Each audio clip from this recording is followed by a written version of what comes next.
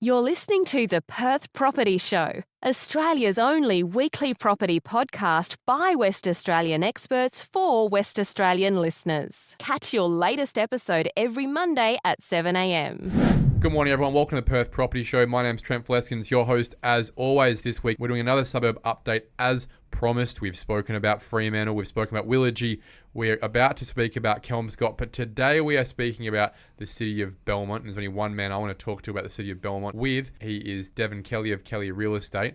Mate, it was episode 19 in April 2019 when we first had a chat on the podcast. We're now at episode 273. Thanks for coming in. Thanks, Trent. You're making me feel old today, mate, but it's great to be here. We were both in that experience together, and we've both experienced the market over the last 5 years together, whether it's as a seller yourself or a buyer, developer on my side. There's been a lot of stories, especially in the city of Belmont, when it comes to growth, and it's, to be frank, not been too dissimilar to that median story on how the middle income families have been faring in their house values over the last few years. The first thing I want to talk about before we get into detail about some of the suburbs, about certain planning environments in the city of Belmont, is a conversation that we had right at the end of our suburb spotlight in 2019. I asked you the median house price at the time.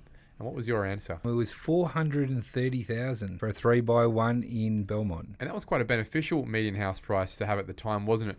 Given the fact that it lined up perfectly at the time with the first home buyer's rate of stamp duty being $430,000 too. Your sales pitch to everyone coming into the suburb was, look, we're a fantastic price point here. You don't have to pay any stamp duty for a regular house. Yeah, and unfortunately, the first home buyers aren't there anymore because the prices have gone up. But at $430,000, we were right at the dip of the bottom of the market, and it was a perfect time to buy. It was pretty much the bottom. If you look at the statistics, April, March 2019 were the darkest days of the Perth property market. We had about 17,000 properties on the market at that point.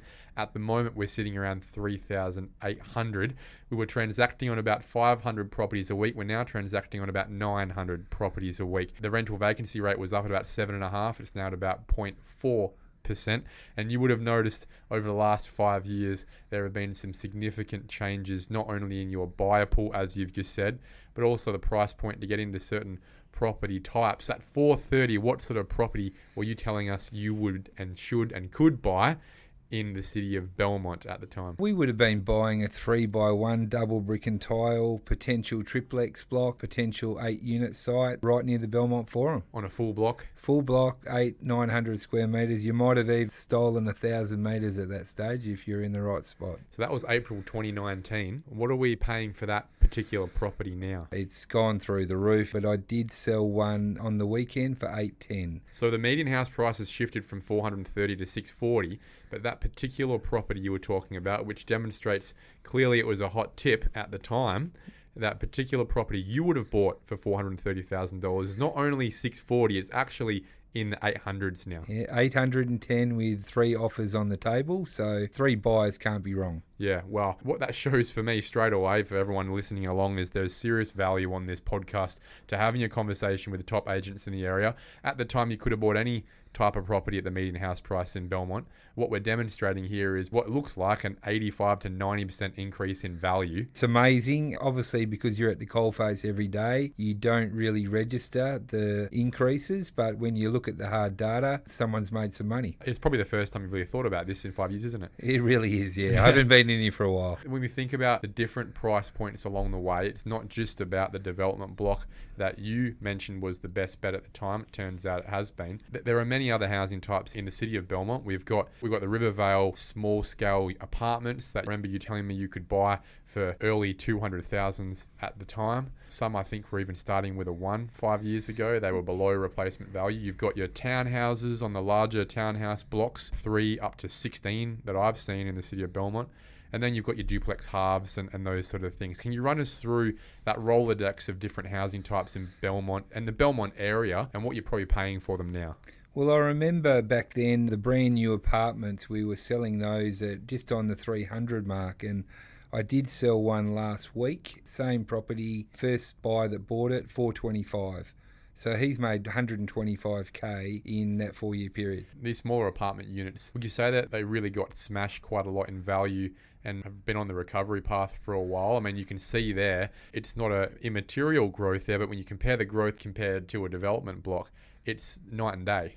Townhouses, they got pretty low at one point, certainly below replacement value. What were you trading them for in April 2019? Probably around that 500 mark. Where are they now? 520. I've got a block in Cloverdale, 6 sold, 700 grand each. And look, that's Cloverdale.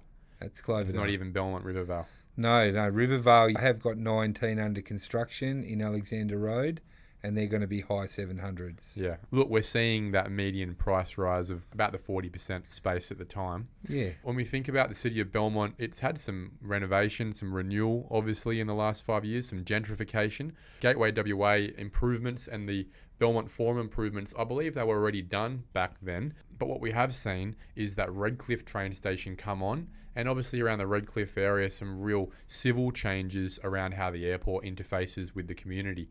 Has that had much of an impact on the Redcliffe value in the last 5 years? The Great Eastern Highway works that were done down on the intersection of Tonkin, people are starting to jump on that area now. The location's easy to get. It's very central, in and out. With the DA6 vision plan, which has been in the minds of everyone for nearly 20 years, is imminent. And a lot of speculators are jumping on that now. We were talking about that DA6 plan in the Redcliffe episode about 4 years ago. The discussion was that it was coming along. Would you suggest it's probably gone a bit slower than people have hoped? It probably has, but after talking to a lot of people, the tunnelling was a big issue. It did create a lot of cracking in homes, a lot of damage to homes in that Ascot Redcliffe area. So I think the government have done the right thing by getting the tunnelling out of the way first before they go and develop a whole new section of Redcliffe. But I mean, that is the plan, isn't it, going forward? If you look at those master plans on the City of Belmont website, it will be, hopefully, quite a nice little hub there that interfaces with the airport precinct. Yeah, the facilities are in there now. They've got Woolworths in there, the DFO. It's all really taking shape. You just need to go for a drive through there and you can understand how it's going to be. One thing we do know on this podcast that we've spoken about many times is the relationship that substitutable suburbs have in an area. For example, whilst we all might be a bit patriotic in the city of Belmont about being in the city of Belmont, each suburb actually competes with each other for that demand for people who want to live in the city of Belmont. And a lot of that comes down to, I guess, the product at the time, but also the value for money seen in the product at the time. For example, if someone is looking specifically in Belmont and the Belmont price really starts to rise, they may go, well, you know what, that one over in Rivervale, which is perceivably a better suburb, is actually only a couple of % more expensive than this one. We may as well just buy in Rivervale, and so on and so forth, as you would know, Devon. Can you speak to that in terms of the relationship the suburbs have had over the last 5 years with each other with regards to how demand has flowed through on there? Cloverdale, we know, is at the bottom end, for example, Redcliffe on the bottom end, Kewdale, Rivervale at the top end. How has it progressed over the years as everything's become more expensive? 4 or 5 years ago, Kewdale, Rivervale were the go-to suburbs in the city of Belmont. But slowly but surely, as those suburbs have been redeveloped, and a lot of them at the R50-100 zone with the 3-storey apartments, a lot of people have gravitated now towards Cloverdale because of the wide open spaces, the R20 zoning where you haven't got big apartments next door. So currently I've got one for sale in Hardy Road, which predominantly wouldn't have been a go-to for the average buyer. I've probably had 30 inquiries over the last 24 hours on a 350 metre 4x2 in Cloverdale. Now we're talking 6 to 650 on that. That wouldn't have transacted above 400 grand 5 years ago, would it? It wouldn't have got anywhere near that. I think the lack of stock, the lack of quality homes is really pushing people to look at other avenues. And the cheaper end of town definitely is Cloverdale. Belmont and Kewdale are very tightly held, and Cloverdale's probably an old investor area where the investors are letting go of properties and the owner-occupiers are coming in, snapping up those properties rather than go out to Forestfield, High Wycombe, Maddington, South Guildford. They still want to stay close to the Belmont City hub. You're suggesting that the densification of a Rivervale, which is to be frank, being seen as the best suburb, I think, in the city of Belmont, is actually starting to become a negative on the suburb, and people are migrating to the suburb that hasn't actually been developed yet in Cloverdale, even though it's definitely been seen historically as the lowest socioeconomic suburb in the area. Well, when you consider the amount of street parking required with a lot of the high-density apartments, some of the streets in Rivervale have been turned into 100, maybe 300 cars in a street. Just parking on the verge. Just living in the apartments, out on the street, out on the verges. It's not a nice place to live if you had mum, dad and the 2 kids and a dog. So I think if you go to areas in Cloverdale, Belmont, you can still find those suburban streets that are safe enough to have a game of cricket out the front. That's a really interesting perspective, Devon. It's not one that I expected to hear, that Rivervale was actually suffering from its own densification, and that the winner here was a Cloverdale, which for the most part I believe the socioeconomic limitations have been simply because of the airport noise. Has any of that changed with the changing of the airport location as well? I believe the air traffic has eased up with the changing of the runways. Fridays is always going to be a busy day out on the runways, but Rivervale, look, has got its pockets that are extremely expensive, but if you get into the mid areas of Rivervale, it can get very busy, and as those developments age, they are going to become maybe an ugly duckling. I don't disagree with it, and I think we will look back in a few years' time, maybe 10 years' time, at some of these R50 level developments, those 3-story walk-ups, as investment stock in a suburb that really should have been promoted to be a bit more higher quality given its location, right? It is a phenomenal location, Rivervale, but obviously mixes with some light industrial and all those sort of spots in there. The buyer pool, obviously it was a lot harder for you 5 years ago to get someone to buy something in the city of Belmont. These days, you've got no time to work through all the offers you've got. You just had 30 on one in Cloverdale. How has that buyer pool changed as the price points have changed? It's absolutely dramatic, the buyer change. We're dealing mainly with investors as far as your development sites, anything above 600,000. If it's not as pretty as a picture with a white picket fence, we're definitely selling to investors. We are getting a truckload of investors from interstate inquiring at the moment, and they're buying off videos and pictures, sometimes just straight offers, sight unseen. Look, the first home buyers have been pushed out.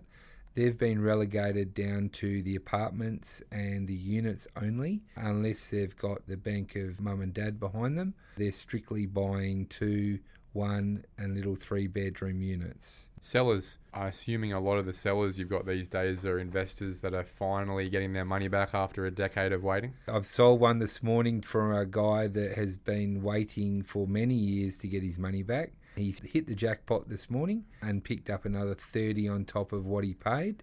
So he's a very happy camper at the moment. We're finding a lot of the older people that are retiring are letting go of the big blocks and letting go of investments that they've had for many, many years. Look, they're in front. They've bought properties between 50,000 and 150,000, and they're selling between 5 and 900. Yeah. So they're in front any way they look. Where are those downsizers moving to? Are they staying in the city of Belmont? Or is there not enough of an option? There's not really many options for them, and I've always been a delegate for the over 55 developments, which no one's really jumped on. They're going country, they're going tree change, they're going sea change. Town of Vic Park? Not really Town of Vic Park. Oh, there's probably a couple of them that are going over the Swan Cottages, but it's just a cycle, I think, at the moment. The investment properties, if they're cheap enough, they're getting snapped up by owner-occupiers, because they've got nowhere to live either, especially the cheaper units. Look, at the start of the episode, we revealed that you are an oracle of the city of Belmont. If people listened to you 5 years ago, they probably nearly doubled their money in that 5-year period on that development block that you were talking about. Let's try it again. If you had 600s, for example, early 600s in your pocket, no more, no less, what sort of product would you be buying right now in the city of Belmont, and why? Okay, if I had that sort of money, I would still be going for the quarter acre 3x1. I don't think land goes out of style, and they're not making any more. You are surrounded by units and townhouses. The other option, if you wanted higher rate of return, would be to go for a brand new townhouse 4x2 double garage. A higher rental yield is what you're talking about. Yeah, higher rental yield on those townhouses, but I'd still be looking at the land. Are there many options left? Are there many full blocks left in the city of Belmont? They are. You've just got to scratch really hard and call the right agents. Generally, they're sold off market. And that's another conversation to have. But I assume not much goes off market these days. I assume most sellers want to take it to market. You're selling a lot of property expressions of interest these days, letting the market tell you what it's worth.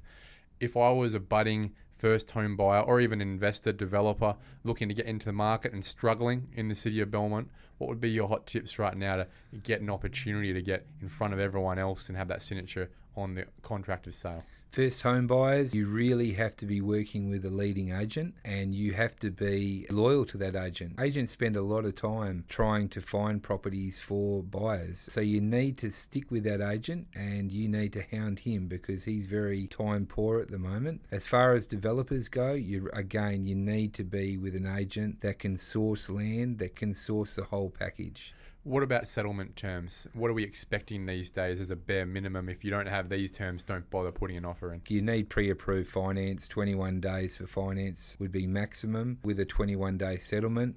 I did get a deal on the weekend, 14-day settlement cash offer. You can't beat that, can you? You've just got to move very quickly. When it comes to building inspections, pest inspections, have you seen many people taking the initiative to go and do their own so that they don't need it as a condition on their offer? No, they're sort of going to burn $500 without a contract in place. My recommendation is always secure the home and then go to work on the inspections. Okay, so it's too much of a lottery, you think, to spend the money? And most sellers would be totally fine with a building and pest. I mean, surely there aren't people out there buying homes cash without a building inspection these days. They probably wouldn't do that, but you wouldn't be organising an inspection without securing the property. So it's good to know where that touch point is in the city of Belmont. Every city has their own expectations, or local agents there, about what the minimum threshold is. And it sounds like get your finance approved and build relationships with those top agents in the area. And that's your first ticket to securing something. At some point in time, the lovable larrikin pest has to get an offer accepted, right? I did ring a guy this morning and said I've got one coming up and he's raring to go. He wants to look at it today. I've had to put him off till tomorrow just so the owner can tidy up the house for the inspection. But all going well, he'll put an offer in and we'll get a deal done. This is the theme we're hearing across the state at the moment. There really isn't a suburb in Perth under $1 million that is not feeling this pressure, and that doesn't include top agents that aren't struggling simply to field phone calls all day, let alone write offers up. How are the listings going? You're obviously a very popular man,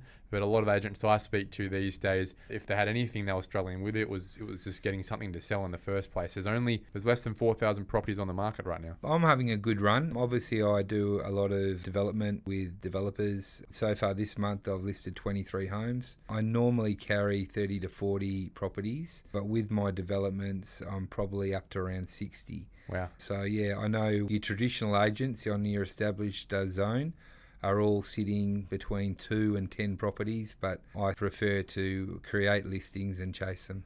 Well, sounds like if you're looking in the city of Belmont, you need to be speaking to Devon Kelly. Thanks a lot, Trent. Thanks for coming on the show, mate. I really appreciate your time. Thanks, mate. Thank you for listening to another episode of the Perth Property Show. If you've only just joined the conversation, you can catch up by heading over to our website, perthpropertyshow.com.au, subscribing to the podcast, or joining our Facebook page. Don't forget to tune in next Monday at 7 a.m. for more expert insights, local analysis, and suburb spotlights. Happy hunting!